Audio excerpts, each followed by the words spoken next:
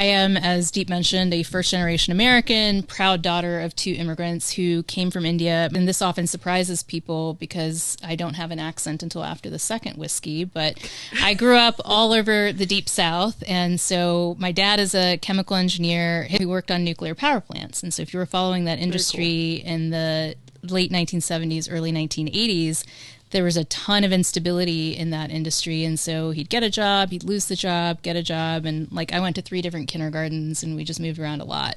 So Texas, South Georgia, and then 6th grade to 12th grade in a small town right outside of Birmingham, 80 miles from Selma. And it's really been incredibly formative to who I am. I mean, being in the cradle of the civil rights movement, it is impossible to ignore, apropos of the conversation we were just having, just that 40, 50, 60 years ago, these were struggles that people were fighting for, dying for in the streets. But to be a person of color and to not be either black or white in that space and growing up in that environment was a huge, huge influence in my life in terms of how I thought about social justice, how I thought about what it means to be a person of color in America, what it means to agitate for change. And so it brought me into the sphere of folks like Congressman John Lewis as a young person and getting the opportunity to see his work close up in Atlanta, for example. Really, like I said, it transformed who I was, what my values were, and it's what drew me to law school.